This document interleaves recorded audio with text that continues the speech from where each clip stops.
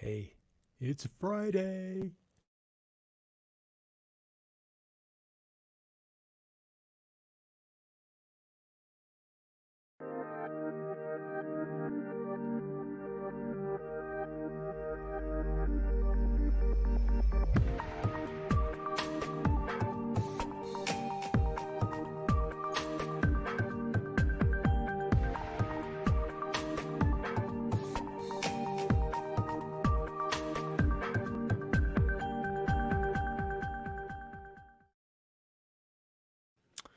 Good afternoon, everybody, or evening if you're, east of where I am.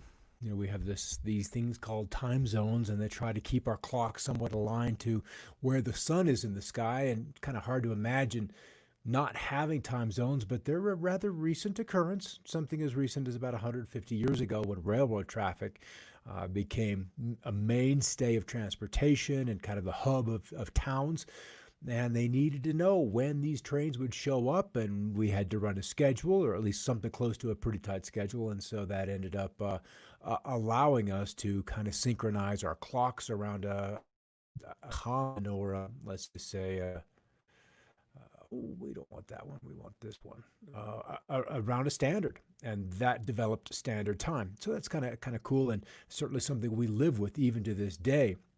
All right, yesterday, let's kind of roll on into this because it's Friday and we've all got, I don't want to say better things to do, but there's other things to do.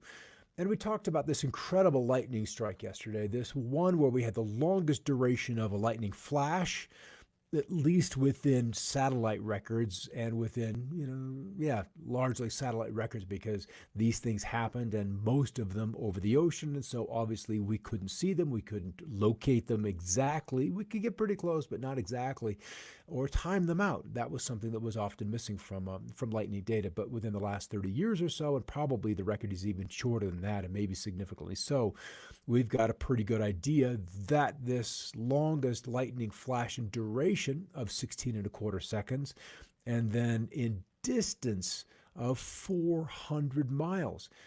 And that was, kind of epic. And so I kind of threw out there that potentially maybe this massive weakening called the South Atlantic Anomaly that's happening in the Earth's magnetic field could be somewhat relevant to what's happening there even right now.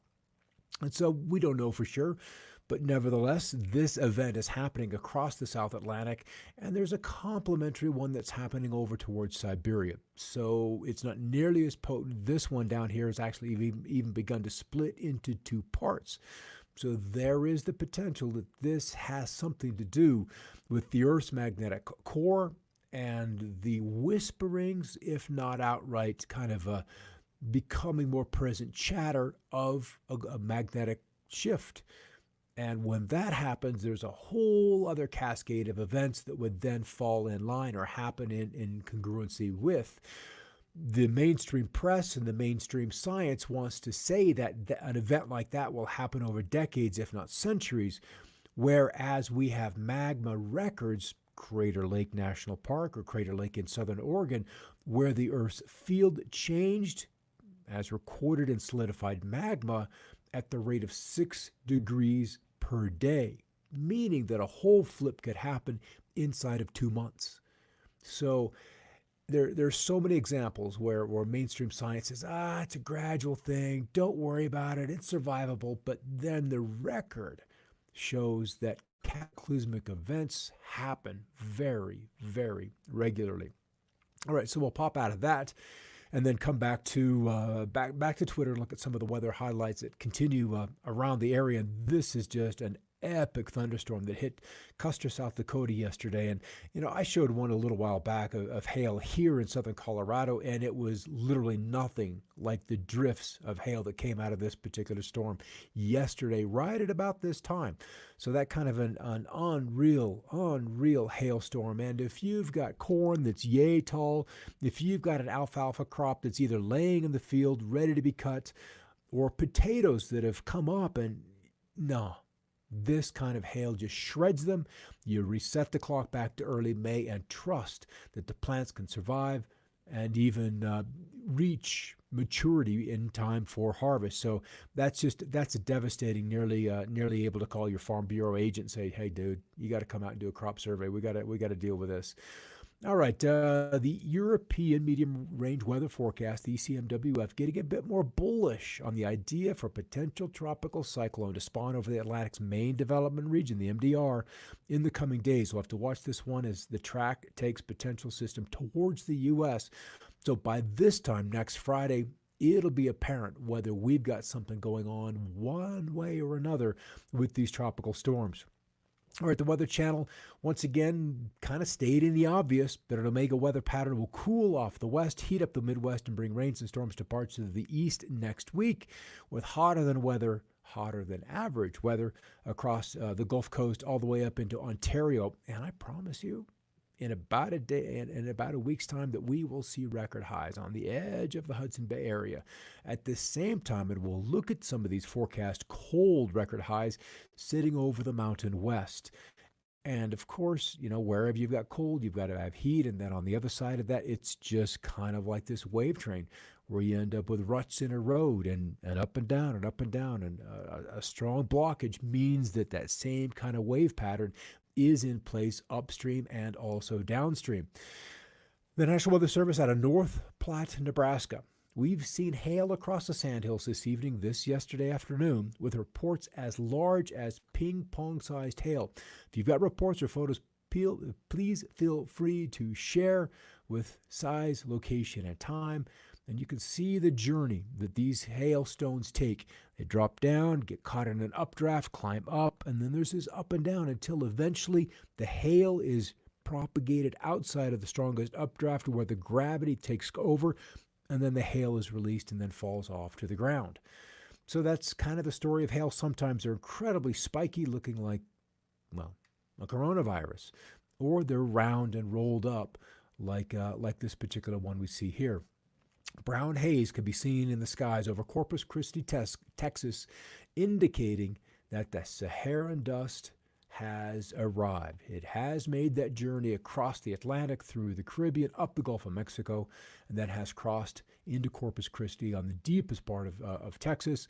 And then kind of some amazing photography, as Wyoming is an incredible place to go storm chasing. It literally looks like I'm seeing a green sign there. And these hills could be probably, and I'm just venturing a guess, knowing Wyoming terrain and having traveled I-90 or I-80 many, many times, that we're west of Laramie in this particular shot. Moved to Colorado, but Wyoming is quite as beautiful as well. So just epic storms. And this one looks like you could literally, as Justin says, capture this monster storm yesterday on I-90 near Salem, South Dakota. Scary looking out west, but it's like you could just drive underneath there and then just get out and touch the thing. All right, goes west. The satellite in place in geostationary orbit out over the Pacific, picking up a few of these tropical storms. Boris likely falling apart and will never even get close to the Hawaiian Islands, and then potential for development off the coast of Central America and off the coast of Mexico. All right, lightning strike running about 50,000 degrees. So I don't want to say obviously, but if you didn't know, that is substantially hotter than the surface of the sun, and these lightning strikes are pretty potent. We talked a little bit about a moment ago up above where we could see the development in the Atlantic, and these are kind of the models let's just pop in there and bring out that big that we could see. Well, the models are generating something beginning in here and then tracing off to the east, and then this being the Lesser Antilles, the Azores, and then the tip of Africa, Dakar being right there. So something we're going to watch, and it is and would be beneath the Saharan dust layer, and that's probably the good news, is that we would see that there and out of sight. So we kind of need to see, I don't want to say that we need to see that, but the conditions are certainly primed to see those kind of storms developing, as there's another Kelvin wave kind of rolling across the Atlantic and will likely trigger some more development. More dust is coming. More is still pouring off Africa. This is not letting go. Will probably run completely through the end of June and relatively deep into July, at least the first 10 days of July, before some kind of a pattern change would affect this dust. And if we think about the big picture, dust in the atmosphere is a huge inhibitor to rainfall, thunderstorm development, rain droplet size development. It's a great condensation nuclei. And the analogy, if you want to go into the geoengineering realm, are the particles left over from the chemtrails. They can overwhelm the atmosphere to where there's just too many of them that we don't see proper cloud development. The other thing is the conductivity of the atmosphere goes through the roof. So the technologies that we already have to play with ionization are far more effective when you have a conducting nuclei, whether it's salt-based, ionized salt, or whether it's sand in the atmosphere. And when the planet goes through a cooling phase, and after a spike in warmth that we've experienced, always, always, always, if you study cycles, we see a drop-off in temperature. And when the temperature drops off, the oceans have got to release their heat. We go through a reglaciation. The water goes up north. That's just where it's going to migrate, and then on to the higher elevations. But ultimately, the amount of water vapor in the atmosphere comes down, and the amount of precipitation comes down on the whole, and the planet begins a process of desertification.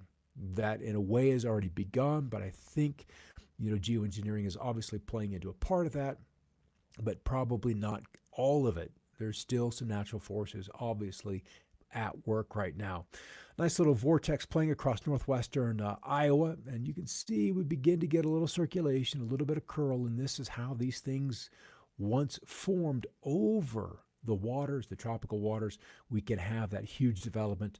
And then second to last picture hangs over Tampa Bay this morning, the layer of Saharan dust. You can begin to see that off to the east.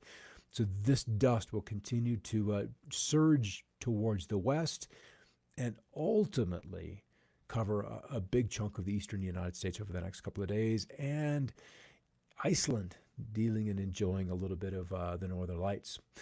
So what we've got today, and since we're kind of running a little bit short on time, well, not that we're ever short on time, but we're kind of running down to that part of it. The heat in the Midwest, we've already got the cool weather formed and brought in by the showers from Colorado through Wyoming into Idaho with the hot. Look at Redding. I believe that's Redding at 111 degrees. So near record heat, almost maxed in there with Havasu City at 111 degrees and Palm Springs at about 108. So very, very hot in those locations, whereas New England cool, and Florida's been hot lately, but largely just driven by the oppressive humidity that's in place.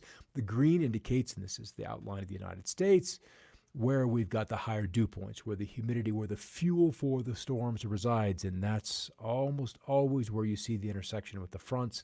And then the nice strong south winds through Texas dragging in dew points that are way into the 80s. So that moisture continues to surge north. Thunderstorms lighting up along the front range of the New Mexican and Colorado and even into southern Wyoming Rockies. Cool in the Mountain West, cool in the Great Lakes states.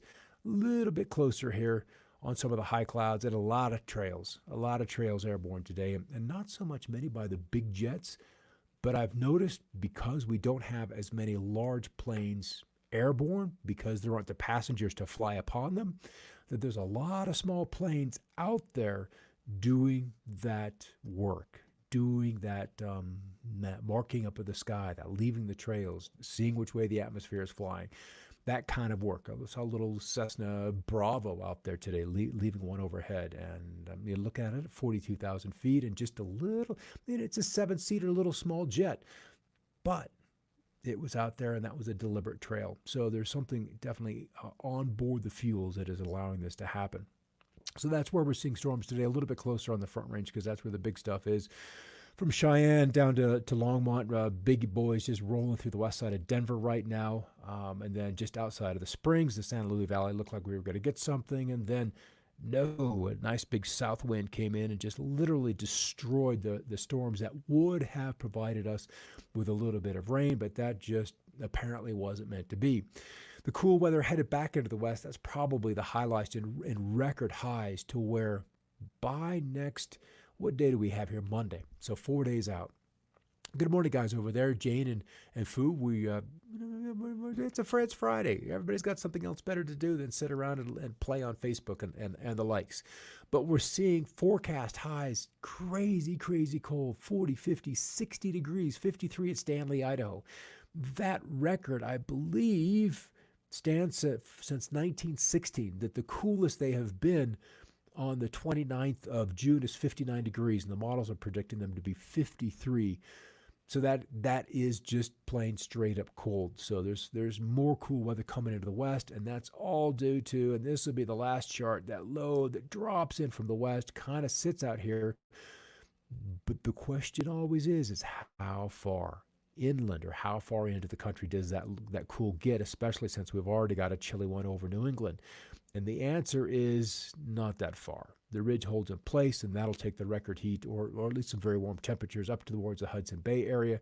But as we play this out, this western trough continues to get recharged. And that, in many ways, is not a bad thing, since the drought is in place and is kind of intense. And then as the ridge amplifies, by the time we get to 10, 11 July, that allows the monsoon to come on into place. And then that becomes the big rain event. And as we've mentioned in the last couple of days, if we're to see some flooding, it'll be in the Mexican mountains, and then also on the front range of the Canadian Rockies up towards Banff, Nelson, the far, far eastern part of British Columbia, but more so into the Alberta plains. And that's kind of what's going on. Good morning, guys. Great to see you there. There's a few folks around. And Fridays are always probably our least viewed show, simply because there's other things to do. There's absolutely other things to do, but we always have hashtag replay just to let me know you've been there. And most of the products, if not everything, is going to end up on the MedaDigm Digital YouTube channel. So if you haven't checked that out or gone over there and subscribed to get notifications when I do go live, we'll probably end up doing 3 shows. I'm already doing another perspective where we kind of take a semi-non-political view of some of the issues that we can face, so we can kind of get our arms around them. Obviously, this weather show. And then the other one, I think, I don't know, kind of what came out yesterday was just we're kind of at a 0 hour for a lot of topics that we have kicked the can down the road for so many things. And we're really approaching the 0 hour for when we need to make decisions about how we're to move forward. And we as a population, in so many ways, have abdicated our responsibilities for doing these things. So seeing the chaos that's happening in the world in many ways is kind of bringing our attention to some of these topics, but there are absolutely no solutions. None of those are being discussed. Just anger is being expressed, or mocked anger and mocked outrage. A lot of it's engineered and funded by people that are very, very wealthy and have a lot to gain by discord in this country. But I kind of want to hit those topics somewhat on 0 hour. All right, that's probably it for the Friday evening. Risa, and there she is. Yeah, hashtag replay, young lady.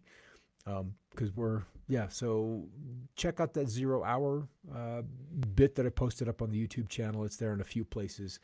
And I want to talk about some of those things in a very kind of relaxed, not a structured kind of way, because I'm just truly amazed that as a nation with so many media properties that we haven't been able to get Trump and Biden together to talk about something. That hasn't happened yet. We know they're both the presumptive nominees, so let's begin the discussions. It doesn't have to happen through the press. That's too biased. It's too polarized. Let's just start talking. We've got a lot of work to do ahead of us as a country. We've got a lot of work to do. And it's best we not wait until November, and then once that'll just be annoyed at the other if they particularly lose.